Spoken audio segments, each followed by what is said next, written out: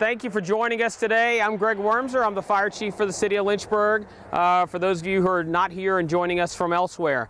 And we're here this morning to dedicate a new fire truck, engine number 5, located here in Boonesboro, in the city of Lynchburg. So I wanted to thank a few folks for being here. First of all, our interim city manager, Reed Wodica, our mayor, Mary Jane Dolan, council member Chris Feraldi, as well as council member Sterling Wilder. Additionally, we have some other honored guests here with us today. We have obviously a number of folks from our department, and we'll introduce a few of them in a few minutes. We have our retired chaplain and also a retired captain from this station, Les Davidson. Raise your hand. He's our retired chaplain. We also have the police chief with us here today, Ryan Zudema. We thank him for being here, as well as Major Tommy Carter from the Sheriff's Office here in Lynchburg. Additionally, we have a representative here from Atlantic Emergency Services, who is the Pierce vendor that we dealt with for the purchase of this fire truck. Kevin Sandridge is here, Vice President of Sales for the East Coast, so thank you, Kevin, for being here. And a number of other folks, including our chaplain, Wayne Lanham, who will bless the fire truck. But a little bit about why we're here today. So when I became the fire chief, one of my commitments was to make sure that our personnel have the best equipment possible. And we're thankful that City Council and the City Manager staff are on board with those initiatives to make sure that we can purchase state-of-the-art equipment like the one you see behind us. So the new Engine 5 is new to this fire station.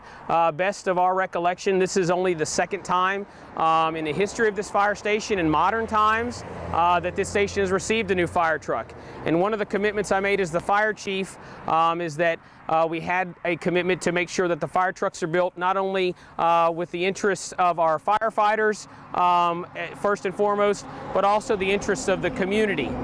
So it's important that the neighborhood understands why this fire truck is so important, and we built this fire truck to serve this particular area of our city. So we'll talk a little bit about that process.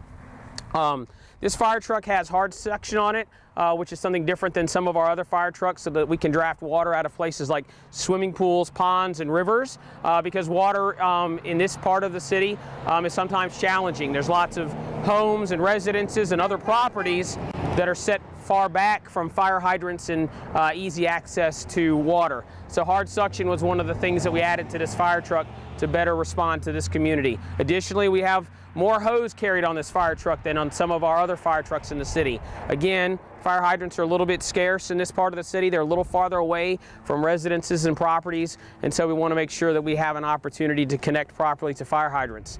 And then finally, this fire truck has, amongst a bunch of other safety features, it has a much larger water tank on it than some of our other fire trucks. Again, you hear a theme there on the interest of water challenges that we have in this particular area and the area that it responds to. We want to be able to address those challenges so that we can mitigate a situation very quickly. I'm very thankful for Captain Frankie Campbell and his team. Chris Adams, Captain Chris Adams is also here, who also made this possible, along with the other members of the team who helped make this fire truck possible.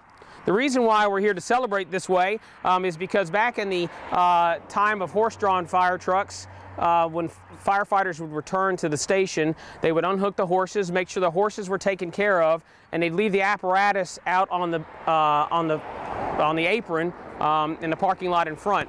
And so what they would do, once the horses were taken care of, they'd come out and wash the apparatus and then push the apparatus back into the stations, because horses have one gear, and it's forward. They don't have a reverse, really. And so it's hard for them to push the fire trucks back into the station. So we're here today sort of as a great history lesson to pay homage to the firefighters before us, so that we can wash down the new fire truck with the old fire truck's water and then push it into the fire station. So thankfully, there's a lot of you all here, because as you can see, this is going to be an uphill push. And so we're certainly going to need everybody's help to get it into the station and commemorate this great event.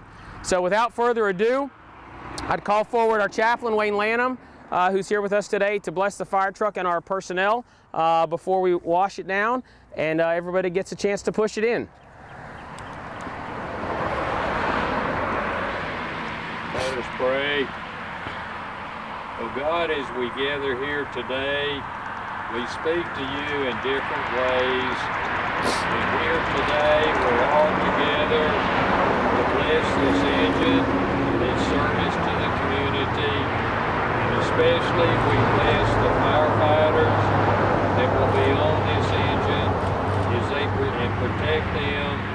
they serve this community.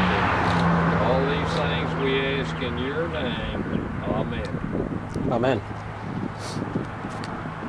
Captain Lewis Thomas and staff.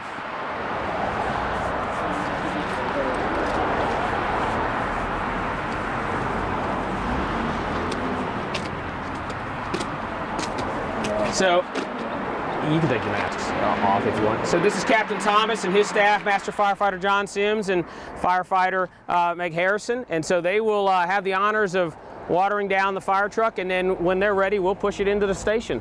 Water down. All yours.